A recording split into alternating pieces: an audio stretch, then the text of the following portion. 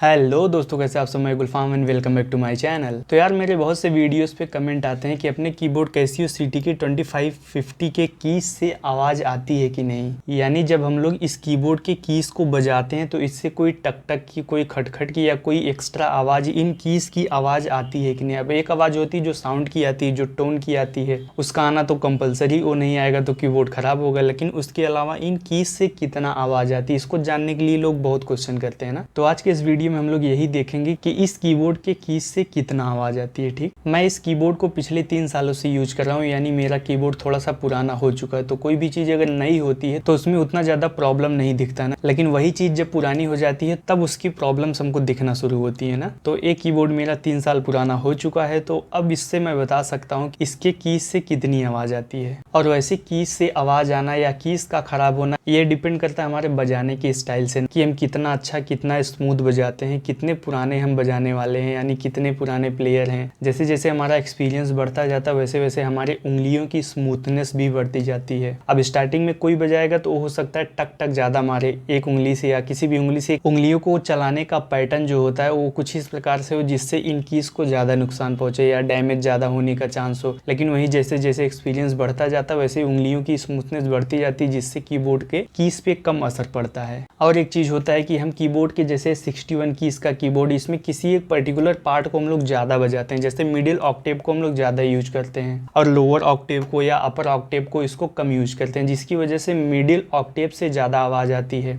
और side side के octaves थोड़ा बचे रहते हैं। यानी इस की को अगर बजाएंगे तो लगेगा कि हाँ इसको ज्यादा यूज किया गया है। ऐसा भी होता है किसी एक ही की को हम लोग ज्यादा यूज करते हैं तो उसमें कुछ झंझनाहट, कुछ सरसराहट आ जाती है, और बाकी की कीज होता है कि सेफ रहती हैं। तो अगर कीज में ऐसा कुछ डिफरेंस देखने को मिल रहा है, यानी कोई एक पर्टिकुलर कीज जो ज्यादा झंझना रही है या ज्यादा उसमें से आवाज आ रही है और इसी कीबोर्ड के किसी दूसरे की से उतनी आवाज नहीं आ रही, तो एक कीबोर्ड का प्रॉब्लम हो सकता है। तब हम कह सकते हैं कि अगर हमने इस की को ज्यादा इस्तेमाल किया तो ये थोड़ा सा डैमेज हो चुका है। लेकिन ऐसा होना नहीं चाहिए ना। कीज की क्वालिटी इतनी अच्छी होनी चाहिए कि उसको हम लोग बजाएं, जितना भी बजाएं उसमें से आवाज नहीं आनी चाहिए ना। जैसे अगर इस कीबोर्ड के कीज पे मैं अपनी उंगलियां फेरूं तो देखिए ऐसे करते हैं, कुछ ऐसी आवाज आ रही है। अगर मैं एकदम प्लेन फेरूं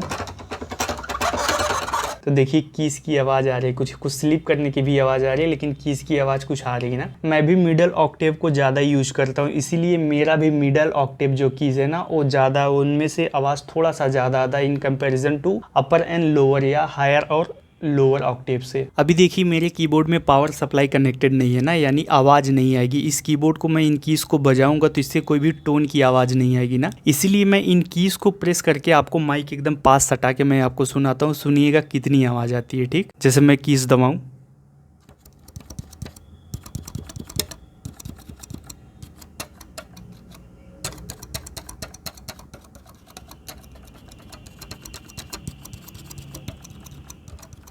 अब देखिए ये दोनों जो कीज़ है यहाँ की, इसमें बहुत ज़्यादा झंझनाहट नहीं है। आवाज़ तो आ रही है लेकिन इसमें ज़्यादा झंझनाहट नहीं। लेकिन इसी के जस्ट नीचे जो ये कीज़ है इसमें से कुछ ज़्यादा आवाज़ आ रही है। जैसे देखिएगा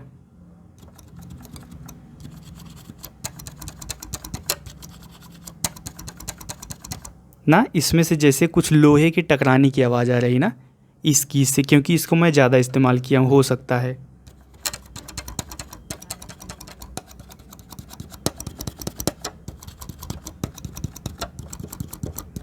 ये तो वाइट कीज हो गई। अगर मैं आपको ब्लैक कीज सुनाऊं